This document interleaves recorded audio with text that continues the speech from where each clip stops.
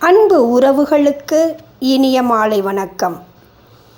தமிழ் மொழி மிகவும் சிறப்பு வாய்ந்தது. இனிமையான மொழி, எளிமையான மொழி, சிறந்த மொழி, பழைய மொழி, தனித்த மொழி. இத்தகைய அடைமொழிகளைக் கொண்ட தமிழ் மொழியை மூச்சாக கொண்டு செயல்பட்டு கொண்டிருக்கும் அனைத்து ஆளுமைகளுக்கும் எனது பணிவான வணக்கத்தை தெரிவித்துக் கொள்கிறேன். நமது தளத்தில் ஒவ்வொரு வாரமும் பட்டிமன்ற நிகழ்வு நடைபெற்று வருகிறது.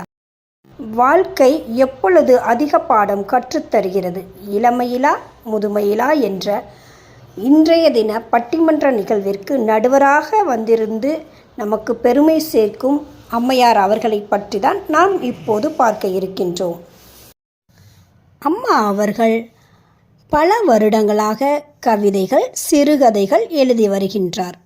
3 ஆண்டுகளாக இணையதளத்தின் வாயிலாக பல நிகழ்வுகளில் பல தளங்களில் பயணிக்கும் வாய்ப்பு கிடைத்ததால் அதில் கருத்தரங்கம், விவாத மேடை, பட்டிமன்றங்கள், கவியரங்கங்கள், நூல் திறனாய்வுகள், இலக்கிய ஆய்வுகள், பாட்டரங்கங்கள் ஆகியவற்றுள் பங்கெடுத்தும் தலைமை பொறுப்பேற்றும் வருகின்றார்.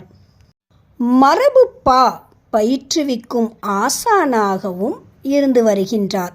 தற்பொழுது எழுத்து உலகில் சிறுகதைகள், நாவல்கள், தொடர்கதைகள் எழுதி வருகின்றார். நேரடி மற்றும் இணையதள விருதுகள் பலவற்றை பெற்றிருக்கின்றார். அத்தகைய சிறப்பு மிகுந்த அமுதா சிங்காரவேலு அம்மா அவர்கள் இன்று நம்மோடு இணைந்து நல்ல தீர்ப்பை வழங்குவதற்காக வந்திருக்கின்றார் என்பது நம் அனைவருக்கும் பெருமை தரக்கூடிய ஒன்றாகும். நன்றி. வணக்கம்மா. தாய் தமிழையும் என்னுள் உறைந்த எண்ணவரையும் முதல்கண் வணங்கி, மாத்தியோசி குழுமம் நிறுவனர் தோழி சகோதரி ராணி சுந்தரராஜ் அம்மா அவர்களுக்கு எனது வணக்கத்தை கூறி, இங்கே இருக்கக்கூடிய அனைத்து தமிழ் ஆளுமைகள் அத்துணை பேரையும் வணங்கி மகிழ்கிறேன். வாழ்க்கை எப்போது அதிக பாடம் கற்றுத்தருகிறது அப்படின்னு நம்ம இன்னைக்கு தலைப்பா கொடுத்துக்கிறோம். இளமையிலா முதுமையிலா.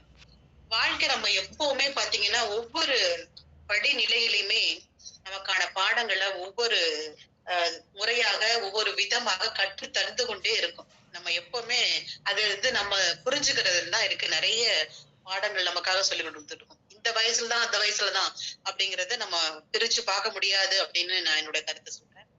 அதே போல இந்த வாழ்க்கை பாடம் அப்படிங்கிறது எதுல இருந்தெல்லாம் வரும் அப்படின்னு நம்ம தரம் பிரிச்சு கூட பார்க்க முடியாது. பக்கத்துல இருந்து வரலாம், அடுத்தவங்ககிட்ட இருந்து வரலாம், எழுத்த வீட்டுல இருந்து வரலாம். இந்த போல எல்லார்கிட்ட இருந்து நமக்கான பாடம் கிடைக்கும். நம்ம ஏதாவது தவறுகள் வந்தா கூட அதை திருத்திக் கொள்ளக்கூடிய பல வாய்ப்புகளை நமக்கு இந்த வாழ்க்கையை தந்துகிட்டே இருக்கும். பல்வேறு ஏற்றத்தாழ்வுகளை கூட நம்ம சந்திச்சுட்டே வருவோம் எப்பவுமே.